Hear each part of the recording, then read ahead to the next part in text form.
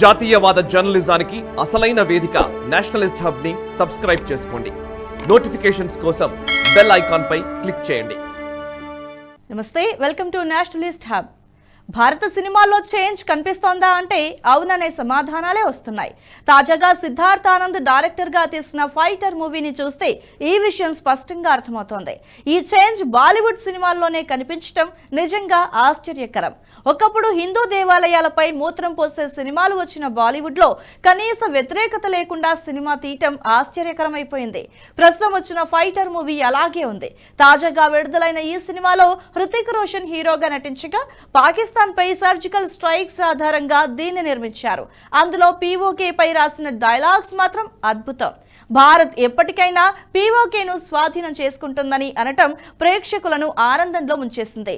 పఠాన్తో భారత ఆర్మీని పాక్ ఐఎస్ఐతో లింక్ చేసిన డైరెక్టర్ ఇటువంటి సినిమా తీయటంతో ఇంతటి చేంజ్ ఎలా వచ్చిందని ప్రేక్షకులు ఆశ్చర్యపోతున్నారు.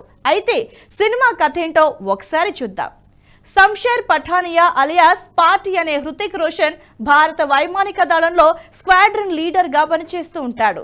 సాహసాలకు వెనుకాడని ఫైటర్ పైలట్ అతను.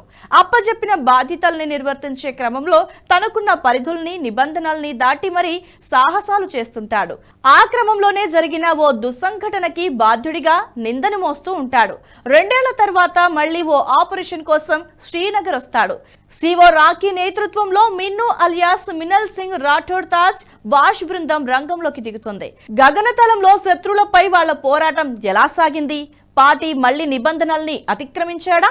2 ఏళ్ల కిందట జరిగిన ఆ సంఘటన ఏంటి? తనకు ఎదురైన సవాళ్ళని దాటి పార్టీ నిజమైన ఫైటర్ అని ఎలా చాటుకున్నాడు అన్న కథాంశంగా ఈ సినిమా సాగుతోంది. ఇది ముఖ్యంగా దేశభక్తి నేపథ్యంలో సాగే ఎయిర్ ఫోర్స్ డ్రామా. దేశ రక్షణ కోసం సరిహద్దుల్లో త్రివిధ దళాలు భూమిపైన, ఆకాశంలోనూ నీళ్లలోనూ పోరాటం చేస్తుంటాయి. ఇప్పటి వరకు దేశభక్తి ప్రధానంగా సాగే సినిమాలు ఎక్కువగా భూమిపై పోరాటం నేపథ్యంలో వచ్చినవే. అప్పుడప్పుడు నావికాదళం, వైమానికాదళం నేపథ్యంలోనూ సినిమాలు రూపుదిద్దుకుంటూ ఉంటాయి. అలా మన వాయుసేన చుట్టూ సాగే కథ ఇదే. మన వీరులు గగనతలంలో చేసే సాహస విన్యాసాలు ఎలా ఉంటాయో కళ్లకు కట్టేలా చూపించే ప్రయత్నం చేశారు.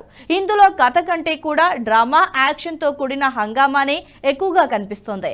కాశ్మీర్ చుట్టూ సాగే కథ అంటే శత్రుదేశమైన పాకిస్తాన్, అక్కడ ఉగ్రవాదులు కలిసి పన్నే పన్నాగాల చుట్టూనే తిరుగుతోంది. ఇది కూడా అదే టెంప్లెట్ లో సాగుతోంది. కథపరంగా చూస్తే వైవిధ్యమేమీ కనిపించదు. కానీ ఓ ఫైటర్ పైలట్ పోరాట పటిమ చుట్టూ వాలిన డ్రామానే ఈ సినిమాకి హైలైట్. సినిమా ఆద్యంతం దేశభక్తితో కొనసాగుతోంది.